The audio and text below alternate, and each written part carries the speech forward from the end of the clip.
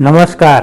कक्षा 8 मा अध्ययनरत सम्पूर्ण भाइ बहिनीहरुमा न्यू सोशल स्टडिज युट्युब च्यानलको तर्फबाट हार्दिक स्वागत छ। आज म तपाईहरु समक्ष सामाजिक अध्ययनको एकाइ 4 बाट आउन सक्ने सम्भावित खालका लामा प्रश्न तथा तिनको उत्तर लिएर उपस्थित भएको छु। आउनुहोस् अब सुरु गरौँ एकाइ 4 बाट आउने सम्भावित लामा प्रश्न र तिनका उत्तरहरू।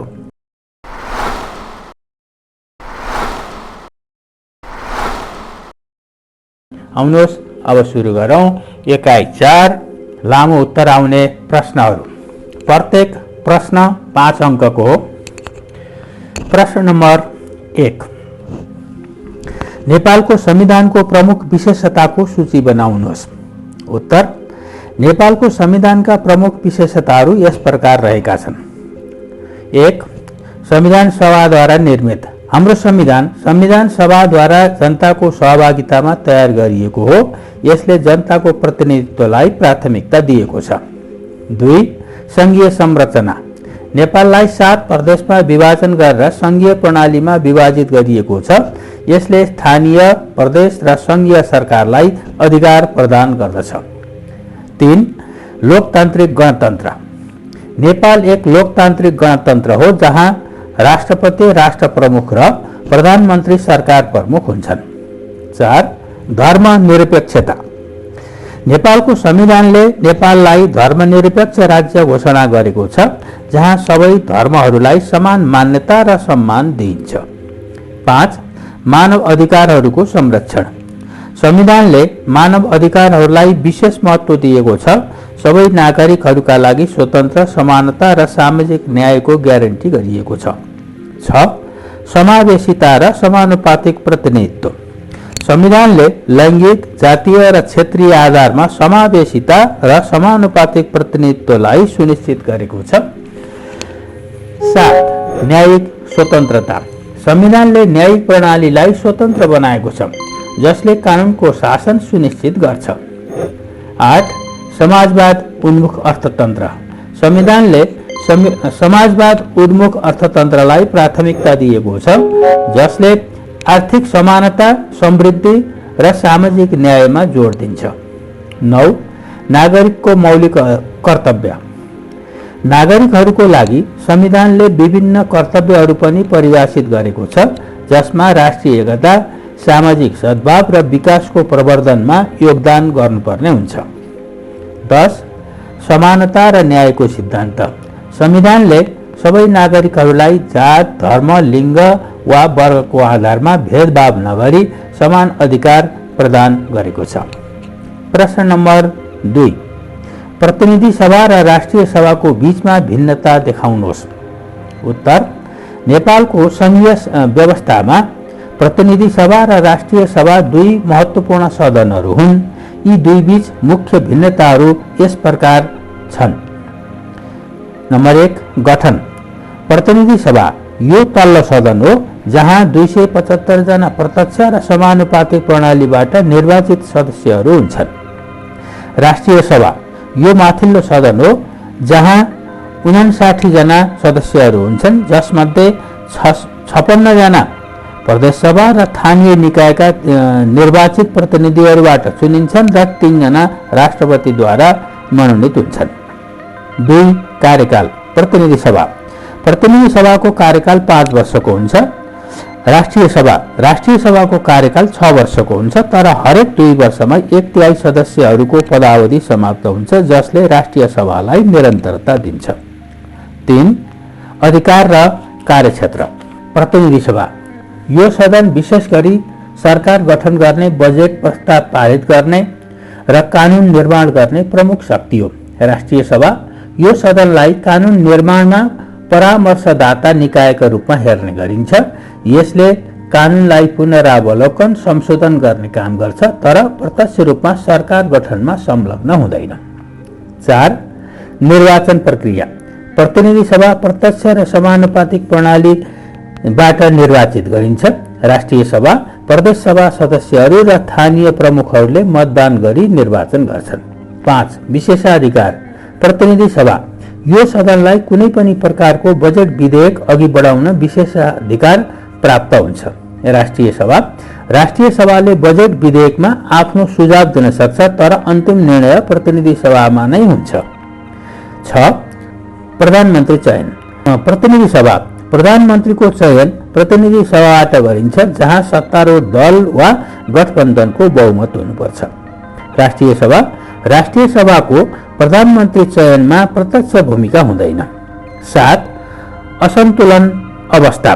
प्रतिनिधि सभा यो सदन विघटन गर्न सकिन्छ, जसले गर्दा नयाँ निर्वाचन गराउनुपर्छ। राष्ट्रिय सभा निरन्तर सञ्चालनमा रहन्छ, यसलाई विघटन गर्न सकिँदैन। 8.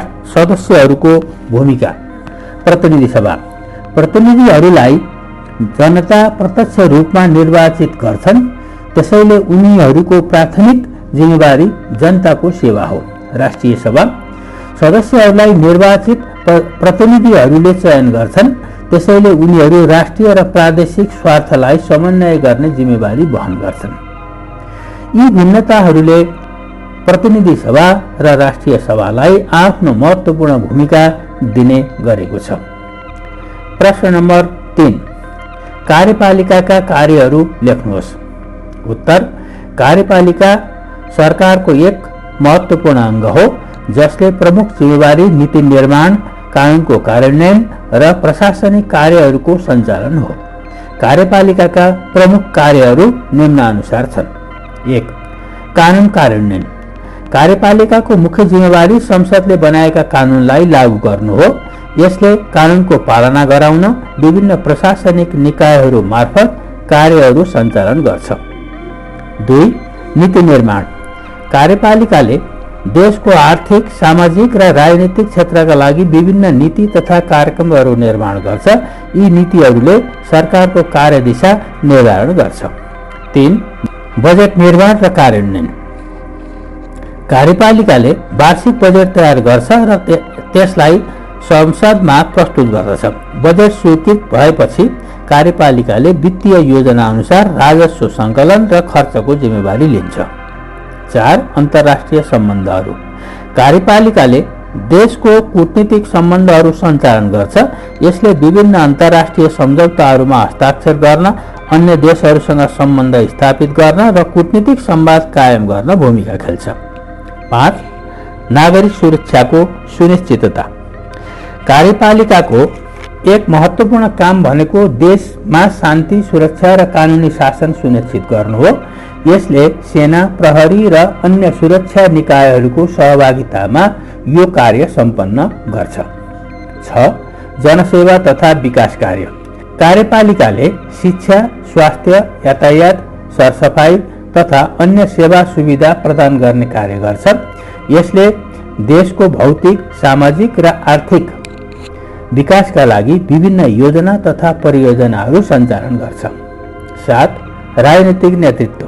कार्यपालिका सरकारको नेतृत्व गर्छ, विशेष गरी प्रधानमन्त्री वा राष्ट्रपतिको भूमिकामा रही नीति तर्जुमा र सरकारी कार्यक्रमहरूको निर्देशन दिन्छ। 8. सङ्कटकाल घोषणा। देशमा आपतकालीन परिस्थिति भएमा कार्यपालिकाले सङ्कटकाल घोषणा गर्ने अधिकार राख्छ। यस अवस्थामा यसले विशेष अधिकार प्रयोग गरी व्यवस्था कायम राख्न सक्नेछ। 9. सार्वजनिक सेवा नियन्त्रण। कार्यपालिकाले सरकारी कर्मचारीहरू, सार्वजनिक संस्थानहरू र अन्य प्रशासनिक निकायहरूको सञ्चालन, व्यवस्थापन र नियन्त्रण गर्छ। 10. विकास र योजना कार्यान्वयन। कार्यपालिकाले राष्ट्रिय विकास योजनाहरूको कार्यान्वयन गराउँछ, जसमा पूर्वाधार विकास, आर्थिक प्रगति र सामाजिक सुधारका कार्यक्रमहरू पर्दछन्। यी कार्यहरूले कार्यपालिकालाई सरकारको प्रशासनिक र नीति निर्माण तहमा मुख्य भूमिका दिने गर्छ। प्रश्न नम्बर 4, न्यायपालिका निष्पक्ष, सक्षम र स्वतन्त्र हुनुपर्छ, कारणहरू दिनुहोस्। उत्तर: न्यायपालिका निष्पक्ष, सक्षम र स्वतन्त्र हुनुको कारणहरू निम्नलिखित छन्। 1. न्यायको सुनिश्चितता। न्यायपालिका निष्पक्ष र स्वतन्त्र नभएमा जनताले न्याय पाउने विश्वास गुमाउँछ। निष्पक्ष न्यायाधीशहरू बिना पक्षपात सही निर्णय गर्छन्, जसले नागरिकहरूको अधिकारको संरक्षण हुन्छ। 2. कानुनको शासन। न्यायपालिका स्वतन्त्र हुँदा कानुनको शासन स्थापित हुन्छ।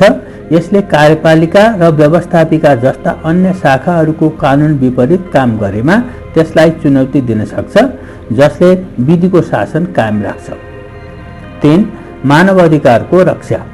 सक्षम र निष्पक्ष न्यायपालिका नागरिकका मौलिक अधिकारहरूको रक्षा गर्न सक्षम हुन्छ। यसले राज्यद्वारा हुने कुनै पनि प्रकारको अत्याचार वा मानव अधिकार उल्लङ्घनको विरोध गर्न सक्छ। 4. शक्ति पृथकीकरण। लोकतान्त्रिक प्रणालीमा कार्यपालिका, व्यवस्थापिका र न्यायपालिका बीचको शक्ति पृथकीकरण महत्त्वपूर्ण हुन्छ। न्यायपालिका स्वतन्त्र हुँदा यसले कार्यपालिका र व्यवस्थापिकाको शक्ति दुरुपयोगलाई नियन्त्रणमा राख्न सक्छ। 5.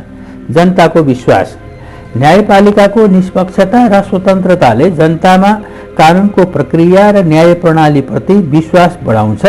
जनताले निष्पक्ष र स्वतन्त्र रूपमा सुनवाई हुने सुनिश्चित गरेपछि उनीहरू न्यायालयमा भरोसा राख्छन्।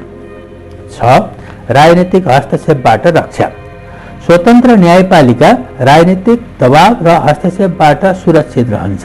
यदि न्यायपालिका राजनीतिक प्रभाव आएमा न्यायको प्रणाली भ्रष्ट हुन सक्छ र निर्णयहरू सत्ताधारीहरूको पक्षमा हुने सम्भावना हुन्छ।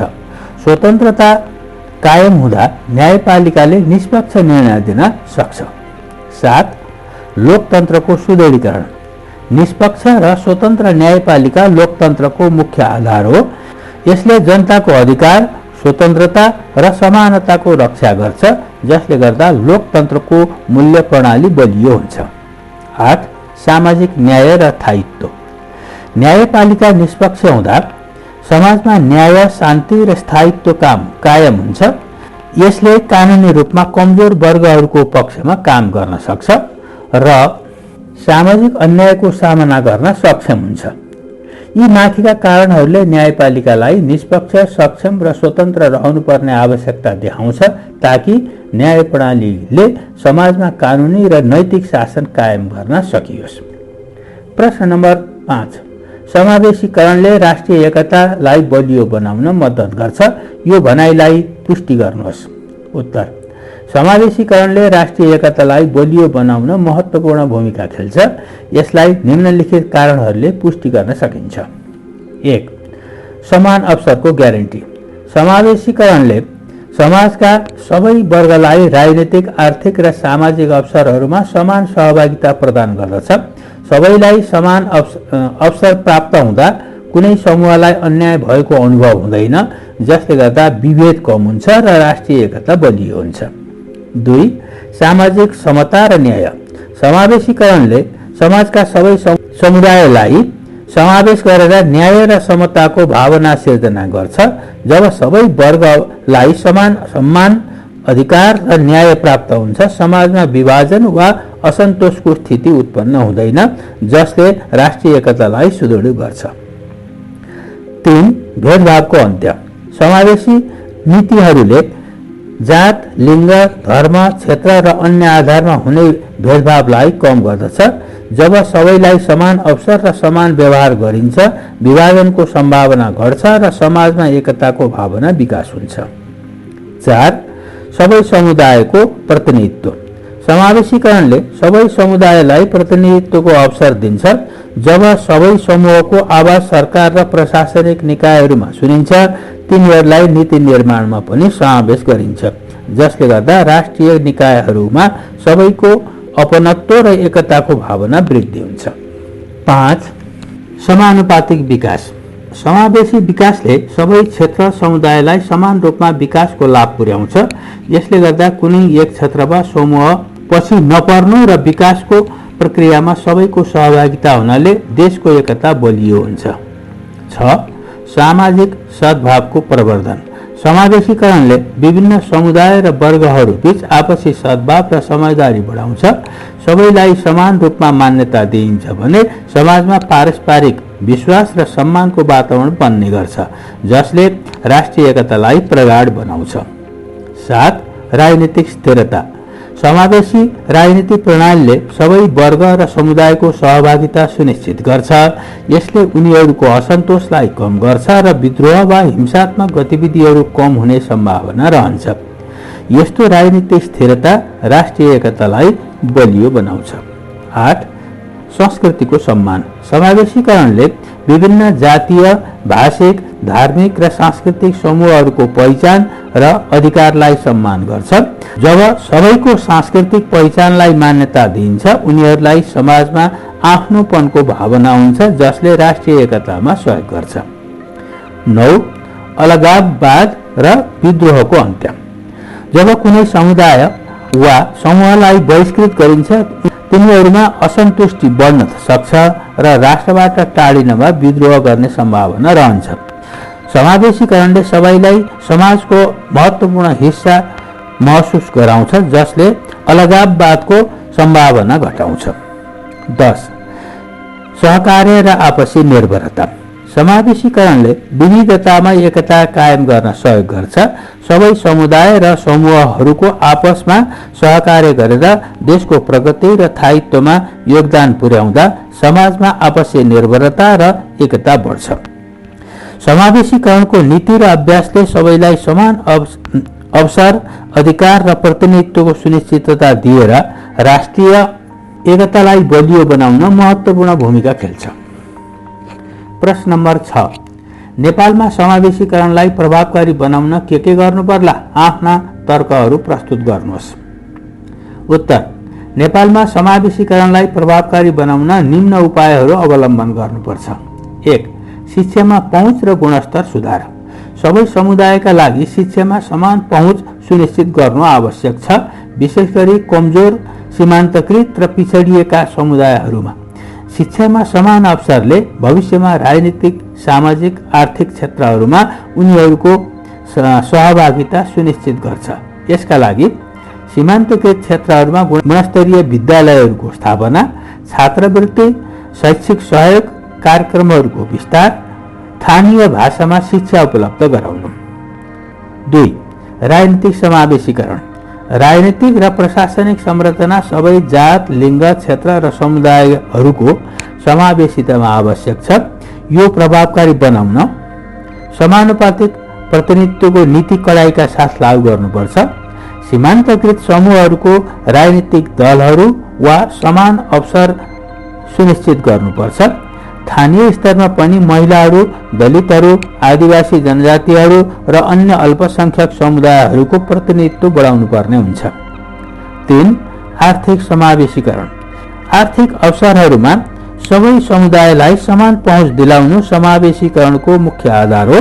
यसका लागि गरिबी निवारणका लागि लक्षित कार्यक्रमहरूको विस्तार, सीमान्तकृत समुदायलाई स्वरोजगार र उद्यमशीलतामा सहभागी गराउने तालिमहरू, समान अवसर सुनिश्चित गर्न रोजगारी कोटा प्रणाली लागू गर्न सकिन्छ। 4 सांस्कृतिक विविधताको संरक्षण। नेपाल विविध सांस्कृतिक धरोहरले भरिपूर्ण छ। सबै समुदायको सांस्कृतिक पहिचानलाई सम्मान गर्नु समावेशीकरणको महत्त्वपूर्ण अंश हो।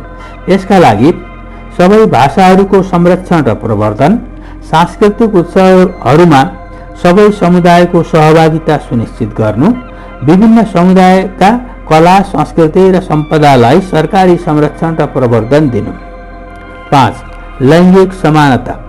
समावेशीकरण प्रभावकारी बनाउन लैङ्गिक समानता अनिवार्य छ।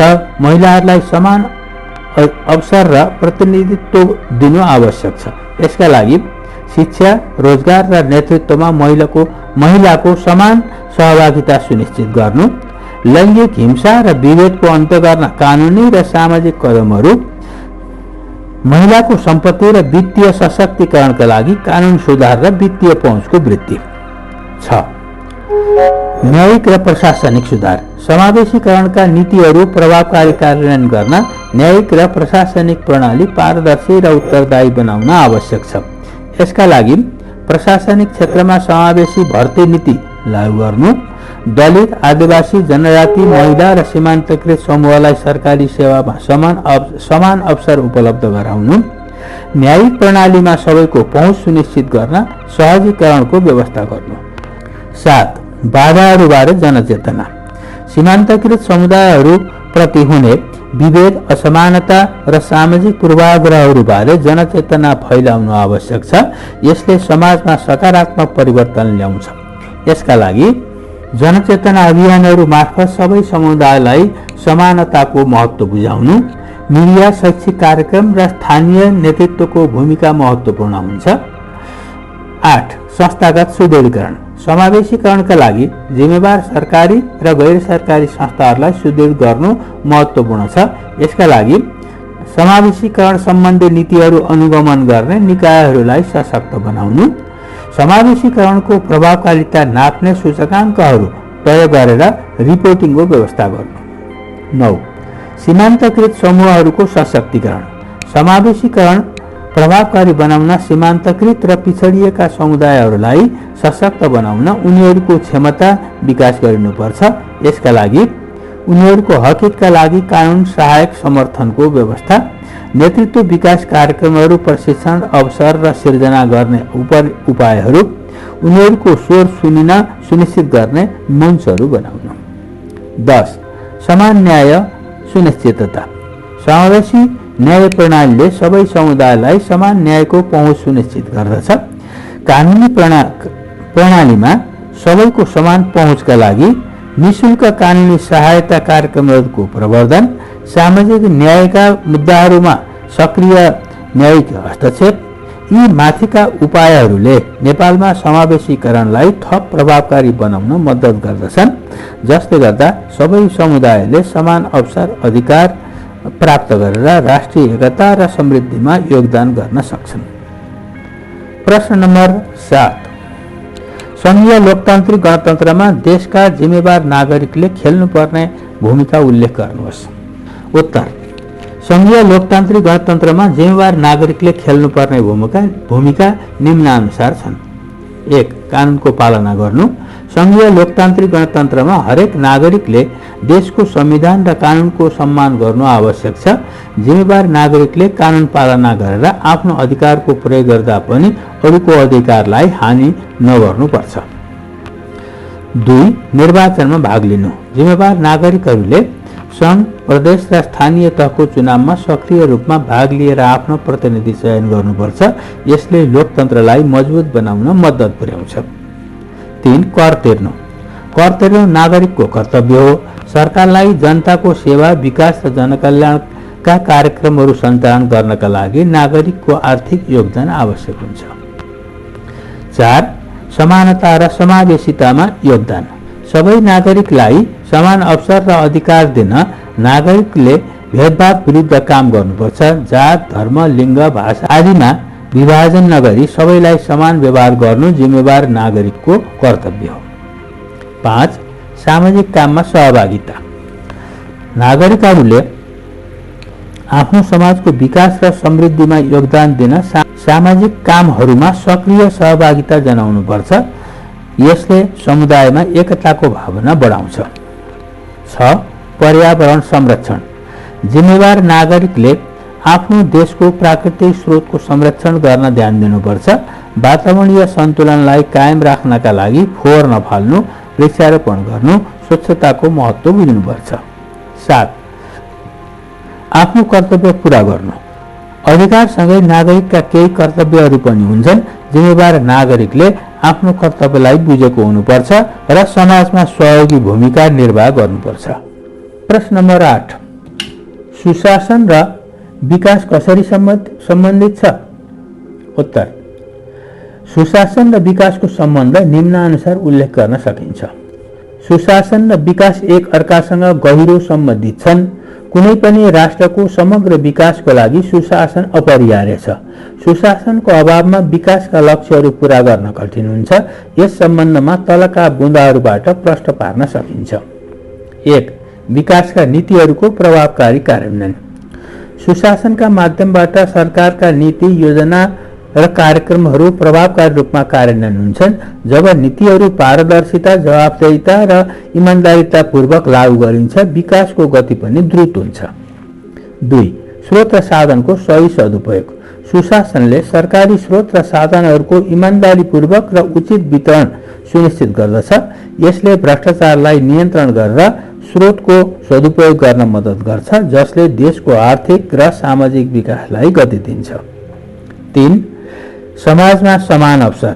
सुशासनले समाजमा समान अवसरको सिर्जना गर्छ। जब सबै वर्ग, समुदाय र व्यक्तिलाई समान पहुँच र अवसरहरू प्रदान गरिन्छ, तब सबैको समग्र विकास हुन्छ र सामाजिक असमानतामा कमी आउँछ। 4. कानुनको शासन। सुशासनले कानुनको शासनलाई सुनिश्चित गर्छ। यसले गर्दा समाजमा शान्ति र स्थायित्व कायम हुन्छ। शान्त वातावरणमा मात्रै दिगो विकास सम्भव हुन्छ। 5. पारदर्शिता र जवाफदेहिता। सुशासनले सरकारलाई पारदर्शिता र जवाफदेही बनाउँछ। नागरिकलाई सरकारी कामकाजबारे जानकारी हुन्छ र उनीहरूले सरकारलाई जवाफदेही बनाउन सक्छन्। यसले भ्रष्टाचारको रोकथाम गरी विकासलाई प्रभावकारी बनाउँछ। 6. मानव अधिकारको संरक्षण। सुशासनको माध्यमबाट नागरिकका अधिकारहरू सुरक्षित हुन्छन्। जब नागरिकका मौलिक अधिकारहरूको संरक्षण हुन्छ, उनीहरू सामाजिक र आर्थिक गतिविधिमा सक्रिय भई विकास प्रक्रियामा सहभागी हुन सक्षम हुन्छन्। 7. स्थानीय विकास र सहभागिता। सुशासनले जनताको सहभागिता सुनिश्चित गर्छ। जनताले विकास प्रक्रियामा प्रत्यक्ष सहभागिता हुँदा स्थानीय आवश्यकता पहिचान गर्न र तिनलाई सम्बोधन गर्न सकिन्छ, जसले दिगो विकासको आधार तयार गर्छ। संक्षेपमा, सुशासन विकासको आधारशिला हो। जब देशमा सुशासन कायम हुन्छ, तब विकासका कार्यक्रमहरू दिगो, सन्तुलित र समावेशी हुन्छन्। प्रश्न नम्बर 9. संघीय संसदले कानुन बनाउने प्रक्रियाको बारेमा चर्चा गर्नुहोस्।